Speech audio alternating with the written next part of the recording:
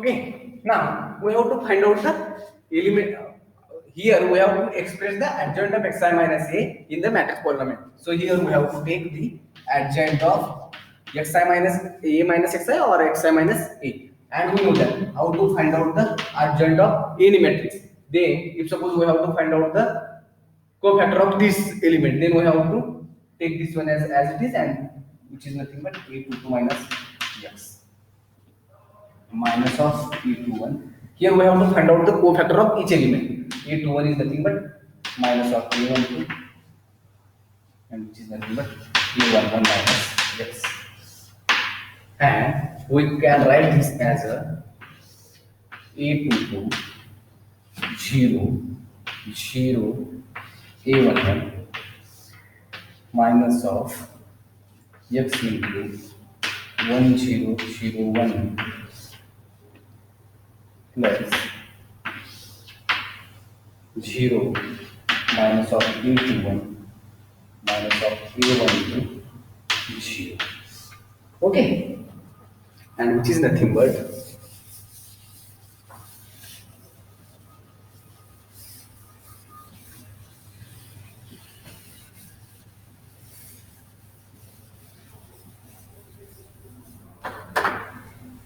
so adjoint of a minus xi is nothing but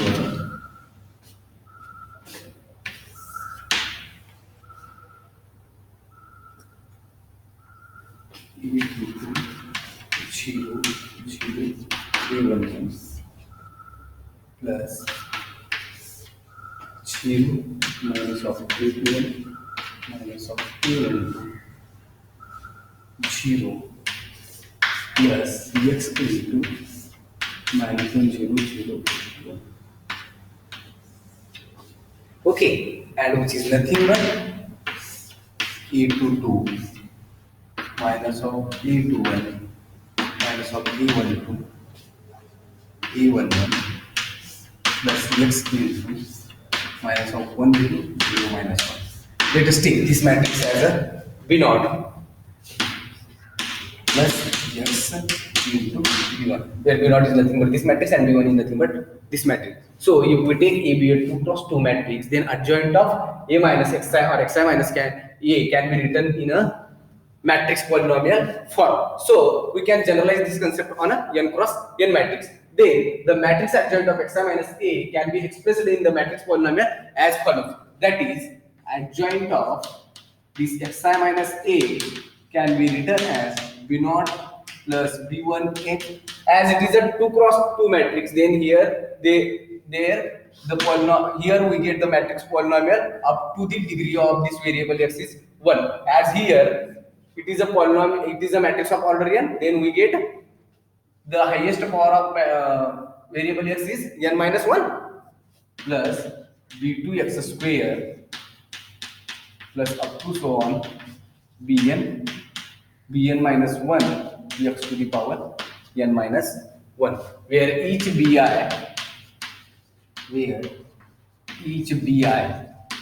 is a square matrix of order n over m, and this I is running from 0 to n minus 1. Okay, now we know that one theorem, that is one result actually. It is when we find out the inverse of a matrix by using the adjoint method, then there is one result. A into adjoint of a will be equal to adjoint of a into a is nothing but the determinant of a into I. From this we know that actually we know that a into adjoint of a equal to adjoint of matrix A into A is equal to determinant of E into I. This one is the standard result. Now here we have to take this for a matrix xi minus A. Then we get xi minus A into adjoint of xi minus A. Adjoint of xi minus A is equal to determinant of xi minus A into I. Okay.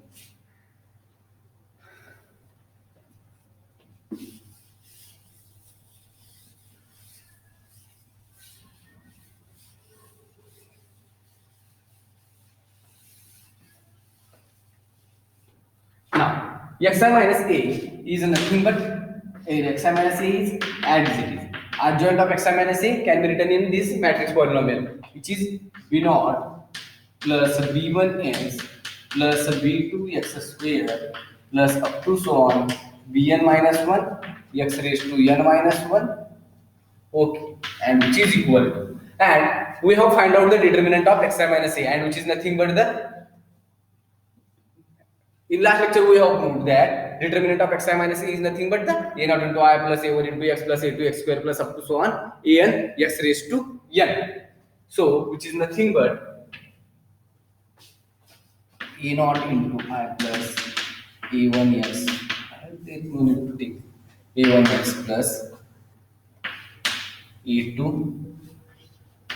x square plus up to so on an x raised to n, and which is into I. Okay. Now take this multiplication here. Minus first term is constant, minus of a into b naught plus now I into b naught minus, now we have to take the coefficients of x. Coefficients of x I b naught x and minus of a b1 x. Therefore I b naught minus a b1 into x plus I b naught minus a b1 into x. Now we have to take the coefficient of x square, and here the x square is nothing but I b1 minus a b2 x square. I b1 I b1 minus a b2 x square, and so on. I bn minus 2 minus, and so on. I bn minus 2 minus a bn minus 1 of x to the power n minus 1. Here we get a into bn minus 1 and its previous term I into bn minus 2, and finally x into bn minus 1 x raised to n minus 1 plus x raised to x into x raised to n minus 1 is nothing but x raised to n, and which is nothing but I into x to the power n minus 1, and which is equal to a naught plus a1x plus a2x square plus up to so on an x raised to n. Okay, which is bn minus 1 into x raised to n minus 1. b n minus 1, and I into bn minus 1 is nothing but bn minus 1. Let's take I also. Now equating the coefficients of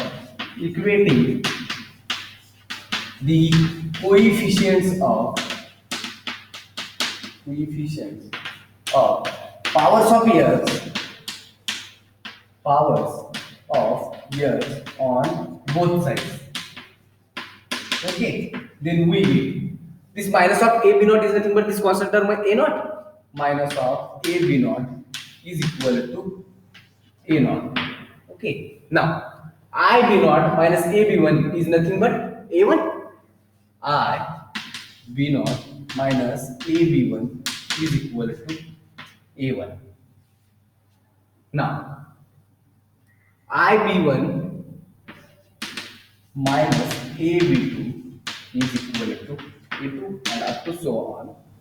I bn minus 2 minus a bn minus 1 is equal to an minus 1, and I bn minus 1 is equal to an. Okay, so here we get these terms by equating the coefficient. As here there is into I, take a naught I or a naught itself, then there is no problem. a1 into I, a2 into I, up to so on. And now, pre-multiplying both sides of these terms by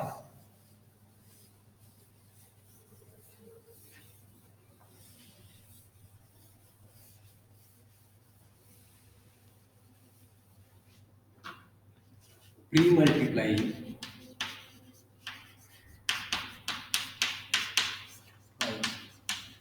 these terms successively successively by I a square e cube up to so on a to the power n minus 1 comma a raised to n on both sides and adding we get, that is here we have to multiply this by I and this by a, similarly this by a square up to so on, this by a to the power n minus 1 and this by a to the power n, and adding these two terms then we get, now if we multiply this one then we get minus of a, multiply this one by a I, then we get minus of a b naught I will be equal to a naught into I.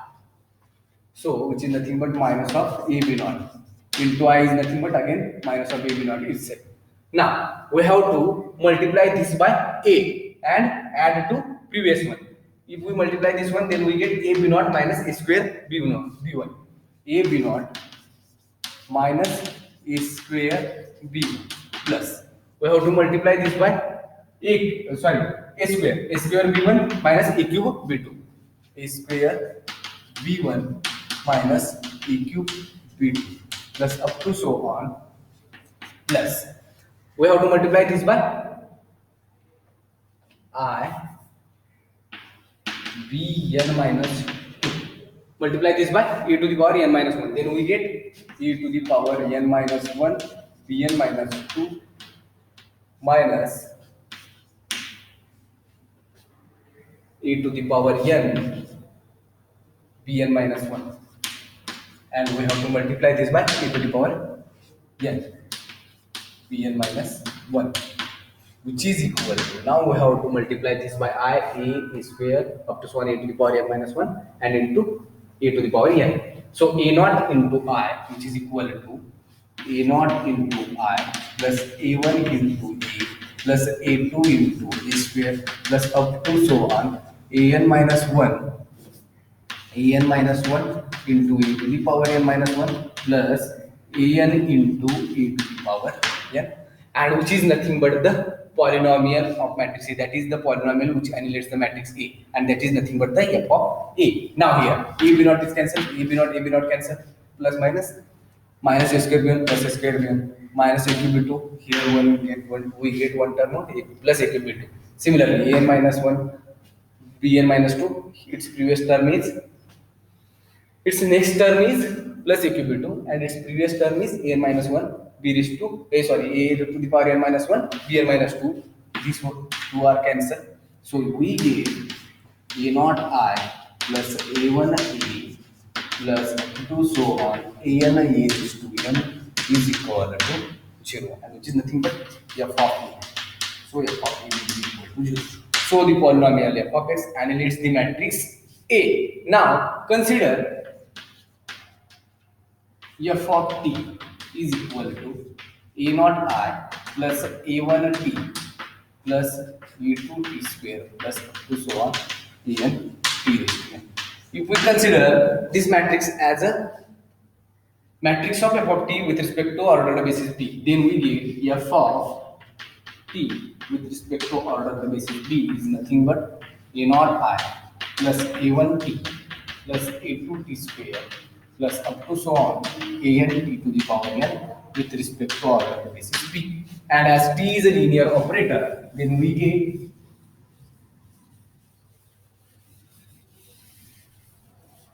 matrix of f of t with respect to ordered basis b is nothing but a naught into I plus a1 into matrix of T with respect to order basis B plus up to so on. Matrix of T with respect to order matrix of T to the power n with respect to order basis B. And in previous lecture, and we know that this is nothing but A naught plus matrix of T with respect to order basis B is nothing but matrix A1 A3 plus similarly matrix of T square with respect to ordered basis B is nothing but A square. We have proved this in previous theorem, which is nothing but A1 into A square and plus up to so on an a raised to n and a naught I plus a1 a plus a2 a square up to so on a to the power n a raised a raised to n is nothing but 0, so which is equal to 0. So here matrix of f of t with respect to ordered basis b is nothing but 0 vector. So we get f of t is equal to 0, and from this we say that this polynomial or this linear operator t satisfies the characteristic equation, which implies t satisfies characteristic equation, and that is we have to prove, and hence the Cayley-Hamilton's theorem is proved. Okay. Now after that there is one theorem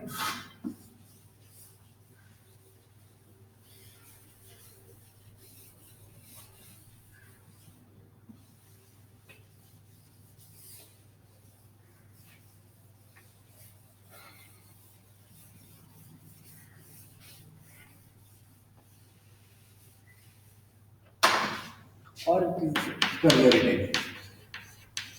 A minimal polynomial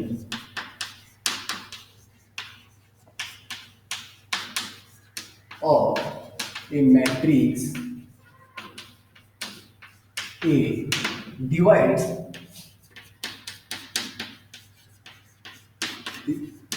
take any matrix divides the characteristic polynomial. Okay.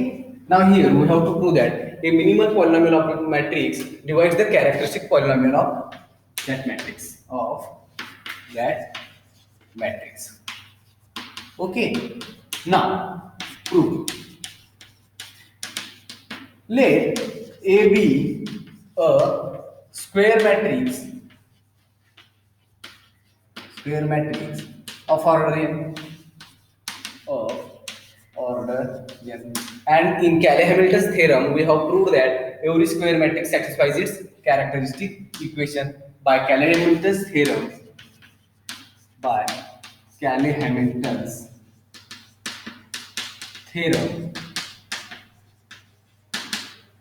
Every square matrix satisfies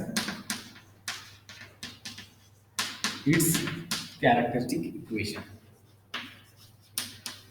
As every square matrix satisfies its characteristic equation, which implies that f of x is the characteristic polynomial of a matrix A, which annihilates the matrix A, which implies fx, the characteristic polynomial, annihilates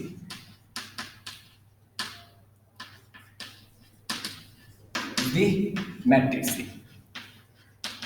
Okay, that is, if every square matrix satisfies its characteristic equation is nothing but the characteristic polynomial of a matrix A annihilates the matrix A, that is f of A will be equal to 0. And we know that minimal polynomial is a divisor of every polynomial that divides the matrix A, that divides the matrix A. Okay. As in previous theorem we have proved that any minimal polynomial is a divisor of every polynomial that annihilates the matrix A. That annihilates the matrix A, and we have here proved that the characteristic polynomial is a analytic polynomial of a matrix A. So, as characteristic polynomial is an analytic polynomial of a matrix A, and minimal polynomial is a divisor of every analytic polynomial of a matrix A, which implies minimal polynomial is a divisor of polynomial of matrix A is divisor of characteristic polynomial of matrix A, and that is we have to prove is the okay. Now next theorem is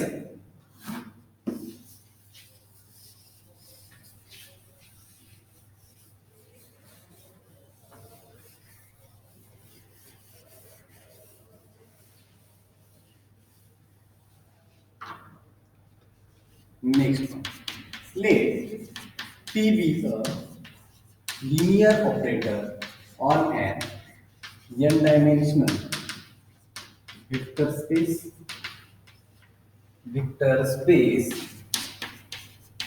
over the field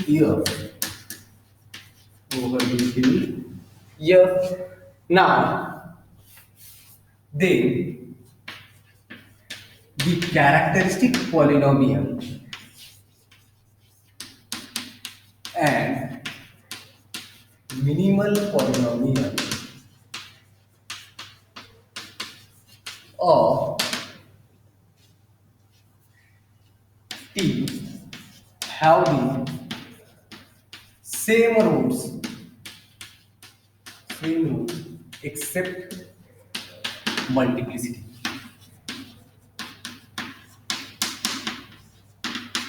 Okay. So here we have to prove if T be any linear operator on n-dimensional vector space over the field F, then the characteristic polynomial of a linear operator T and the minimal polynomial of the linear operator T have the same characteristic values, that is roots, except the multiplicity. Okay. Now, as given, T be a linear operator on V over F. Okay, let fx be a minimal polynomial. Let fx is a minimal polynomial, and fx is a analytic characteristic polynomial, and mx is a minimal polynomial of T. Okay. Now, as fx is a characteristic polynomial and fx is a minimal polynomial of operator T, and in previous theorem or corollary we have proved that a minimal polynomial is a divisor of characteristic polynomial. That is, m of x divides f of x, which implies there exists an polynomial qx such that this f of x is nothing but mx into qx, since minimal polynomial is a divisor of characteristic polynomial. Okay. Now, in order to prove the result, that is, here we have to prove that the characteristic polynomial and minimal polynomial have the same root except the multiplicity. So it is sufficient to prove that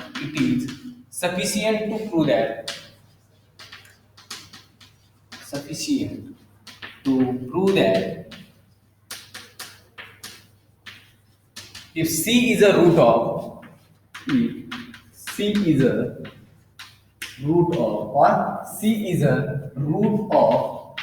minimal polynomial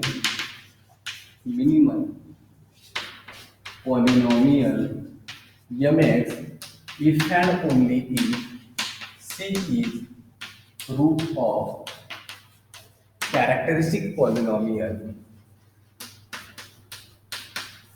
fx. Okay. If we prove that every root of minimal polynomial is a root of minimal polynomial is a root of characteristic polynomial, and every root of characteristic polynomial is a root of minimal polynomial, then we say that the minimal polynomial and characteristic polynomial of a linear operator have the same roots, whatever be its multiplicity. Now, let C be a root of minimal polynomial mx.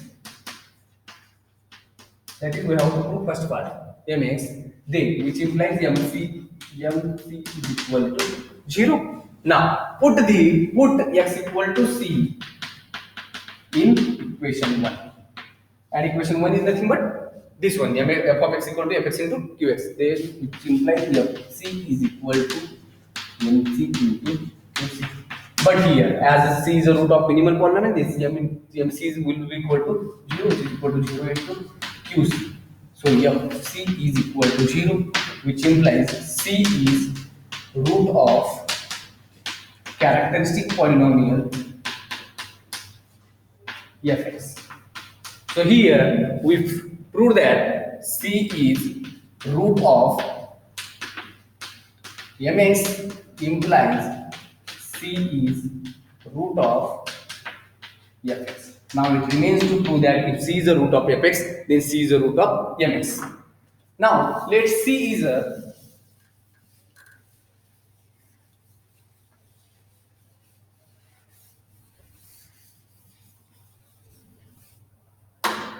let c is a root of characteristic polynomial fx, and fx is a characteristic polynomial of linear operator t, which implies c is a characteristic value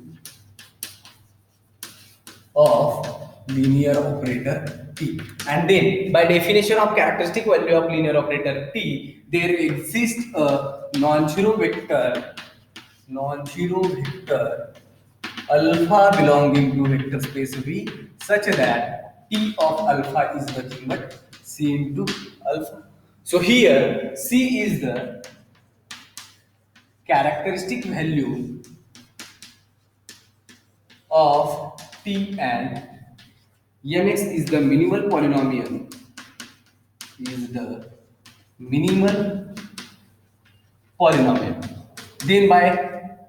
previous theorem,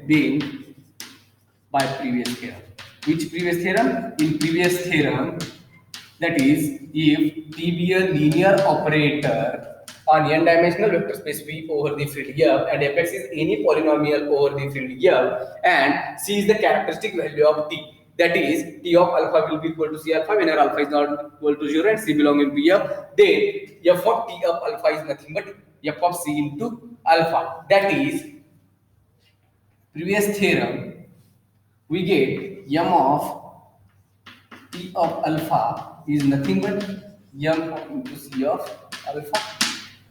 That is, mx is any annihilating polynomial of a matrix A or linear operator T. Now,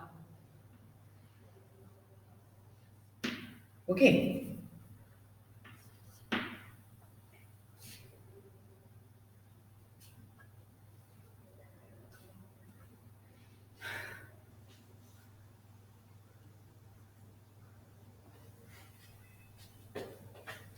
But as here mx